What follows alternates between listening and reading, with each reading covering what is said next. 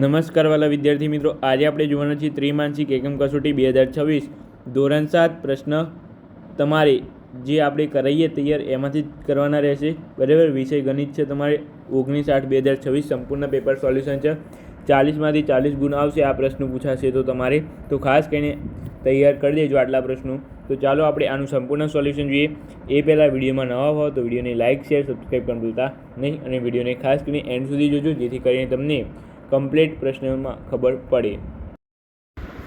તો ચાલો આપણે જોઈ લઈએ હવે ત્રિમાસિક એકમ કસોટી વિભાગ એ તમારે હેતુલક્ષી પ્રશ્નો છે. કુલ 10 ગુણના રહેશે. તો અહીં પહેલો તમારે પ્રશ્ન છે, સાચો વિકલ્પ પસંદ કરીને યોગ્ય ઉત્તર લખવાનો છે તમારે. તો અહીં પ્રશ્ન નંબર 1 છે, -25 ગુણ્યા -4 ગુણ્યા -2 ની સાચી કિંમત કઈ હશે? તો અહીંયા તમારે એક આમાં તમારે બનવાનો આવતો હશે માઇનસ માઇનસ પ્લસ. બરાબર. Plus minus minus. બરાબર. તો આ નિયમને અહીંયા લાગુ પાડવાનો છે. અહીંયા જો તમે બે માઇનસ આપેલા છે તો માઇનસ માઇનસ શું થઈ જાય? પ્લસ.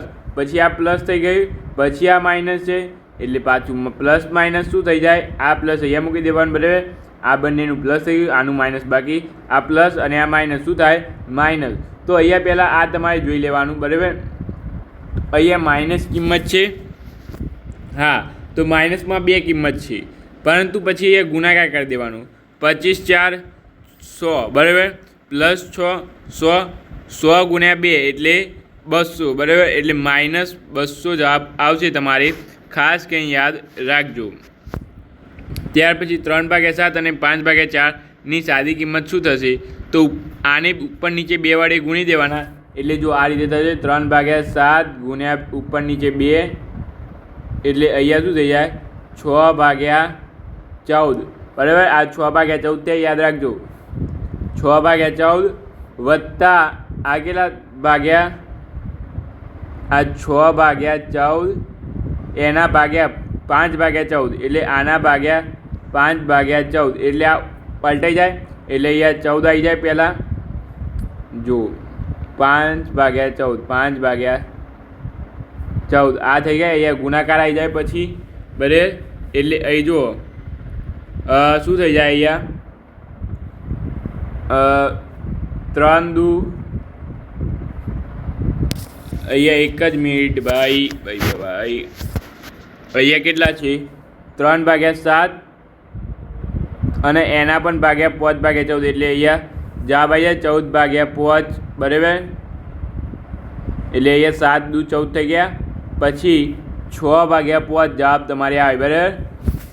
આ તમને ફરીથી કમ્પ્લીટ શીખવાડી દઉં, કારણ કે આ તમારે પૂછાશે પરીક્ષામાં.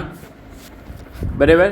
3/7 છે અહીંયા પહેલાં, અને અહીંયા ભાગાકાર છે. જો આ ભાગાકાર છે એટલે આની નીચે આવે ભાગાકાર 5/14. બરાબર.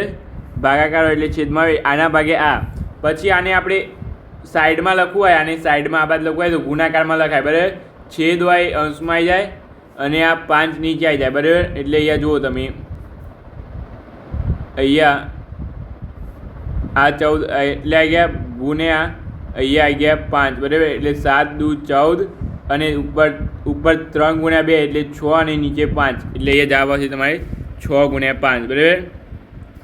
એ જ રીતે અહીંયા તમારી છે પ્રથમ 7 પ્રાકૃતિક સંખ્યાઓનો મધ્યક સરેરાશ કેટલો થશે?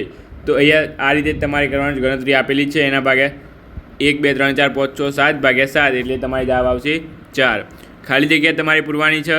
તો પહેલાં તો 35/7 કરીએ તો 5 જવાબ આવે. બરાબર. પણ માઇનસ માઇનસ પ્લસ થઈ જાય. બરાબર. ત્યાર પછી અહીંયા 0.04 ગુણ્યા 1000 તો એ જવાબ આવશે તમારી 40. બરાબર. કઈ રીતે? તો આ તમને કહી દઉં. તો અહીંયા 0.4 એટલે પોઈન્ટની પાછળ કેટલા અંક છે? 2. તો અહીંયા નીચે 2 શૂન્ય મૂકી દેવાની. 1/2 ગુણ્યા 1000. બરાબર. ગુણ્યા 1000 એટલે આ 2 શૂન્ય ગઈ, આ 2 શૂન્ય ગઈ. વધ્યા કેટલા? આટલું વધ્યું.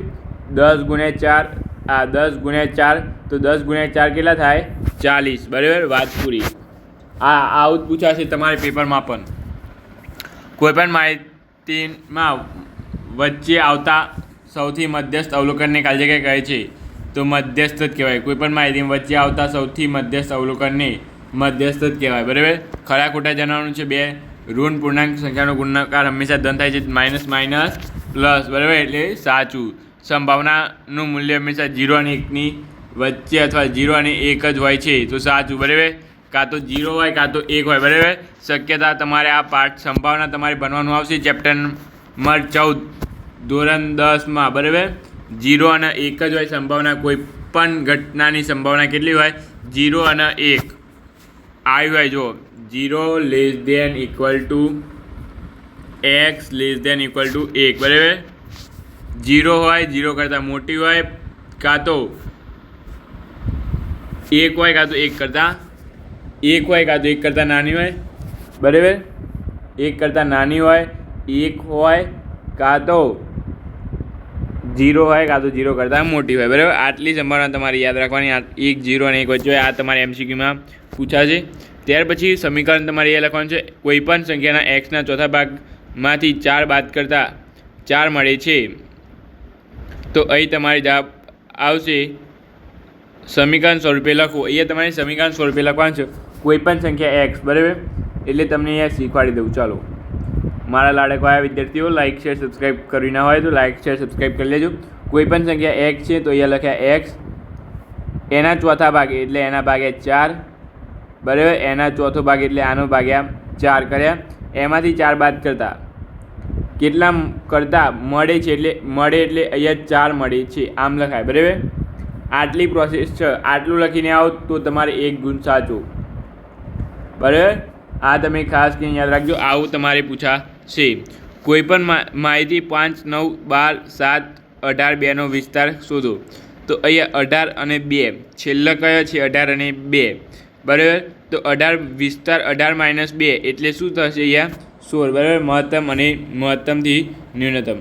ત્યાર પછી આ વિભાગ બીની તમારી જાતે ગણતરી કરી લેવાની છે, સ્ટેપ બાય સ્ટેપ. અહીંયા તમને જવાબ આપેલા જ છે, બરાબર. જોઈ શકો છો તમે અહીંયા, બરાબર.